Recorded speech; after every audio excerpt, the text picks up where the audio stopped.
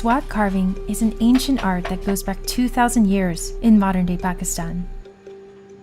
It can take up to 7 wood carvers and 25 days to complete a large piece.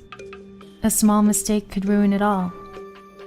The unique Gandhara style features a blend of Buddhist and Greco-Roman influences. At one point, this form of wood carving was a thriving industry in Swat Valley, a region near the Afghanistan border. But many artisans, including the Mustan family, fled after Taliban forces took control of Swat in 2007. Now in its third location, the shop continues to face challenges. We visited their traditional workshop to see how it's still standing. The Mustan's workshop is called Zarshal. It sits in Lahore, about 300 miles away from their original home. But they still keep many of the same traditions. हमने सोचा भी कुछ दिनों में हालात ठीक हो जाएंगे, लेकिन हालात बहुत खराब से खराबतर हो रहे थे. Abdul Mustan runs it with his 2 oldest sons, Zainul Abdin and Ziauddin. बस मेरी तो इतनी कोशिश है कि मैं यहीं पे लोगों को सिखाता रहूँगा जितना मुझसे हो सकता है, ताकि ये चीज़ कभी गायब ना हो दुनिया से, हमेशा चलती है, जैसे सदियों से चलते आ रहे हैं ऐसे ही आगे भी चलता जाए. Workers start by cutting the wood into smaller pieces.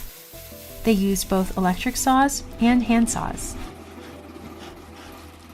A small mistake could ruin the planned design.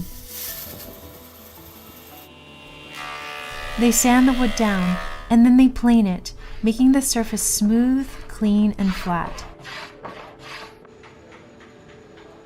Next comes the most difficult part, carving. Workers need to sharpen their tools until they can cut like razor blades. काम तो ये ख़तरनाक भी है और छोटे वगैरह लगते हैं. मुझे भी खुद ही तकरीबन तो ये 3-4 बार लग गई. Some craftsmen don't have to plan out a design. Instead, they work freehand without following a sketch. It can take up to 5 years just to learn the basics. इस चीज़ में तो कोई मास्टर बन ही नहीं सकता, ठीक है, क्योंकि एक पॉइंट पे एक चीज़ ऐसी आ जाएगी कि उसके लिए आप लाजमी बात है आपको सोचना पड़ जाएगा. Before the finishing touches, Zarshal sends the carved pieces to a shop in Islamabad for painting.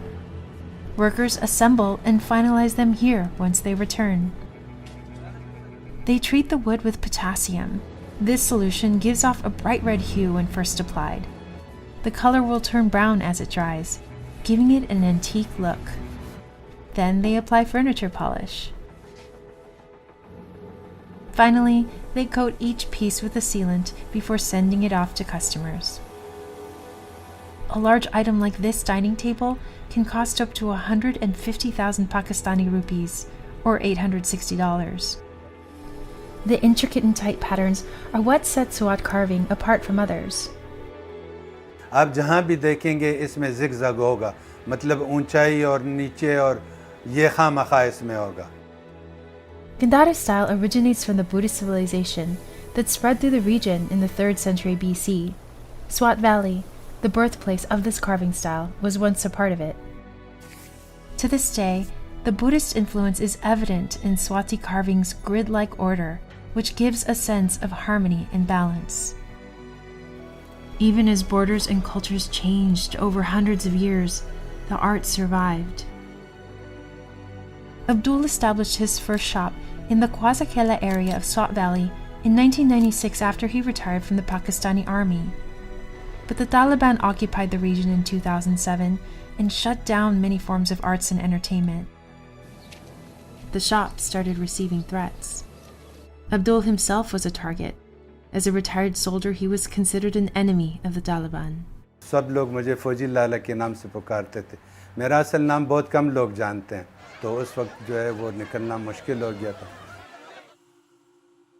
The Pakistani army drove out the Taliban in 2009, but Abdul still worries now that the extremist group has regained control of Afghanistan. Still, these aren't the only hurdles for the family. Raw materials are scarce and expensive. And the pandemic has slowed down business, forcing some shops to close. Abdul says most of his customers today are wealthy locals. And fewer artisans are learning the trade because sales are scarce and the pay is so low. Abdul even discouraged his youngest son from joining the business. Like some workers in Pakistan, the employees at Zarshal all live, eat, and work together at the shop. That's why it's common for them to work long hours. Air conditions are risky too. Sawdust fills the air. Despite it all, Ziauddin plans on teaching the skill to people in the surrounding areas so that his love of the craft can continue. ये तो अल्लाह ना करे कभी ये काम ख़त्म हो जाए, ठीक है, क्योंकि ये एक तो लकड़ी का जो भी चीज़ लकड़ी की बनी हो, तो एक लकड़ी एक नेचुरल चीज़ है, उसकी अपनी एक खूबसूरती है। लकड़ी का कोई भी चीज़ बना हो वो मुझे पर्सनली तो बहुत ज़्यादा अच्छी लगती है। मैं चाहता हूँ मेरे घर में कोई भी चीज़, कोई भी मुझे पत्थर की दीवार नज़र ना आए, हर एक जगह पे बस लकड़ी लगी है, वो तो मुझे इतना प्यार है लकड़ी से।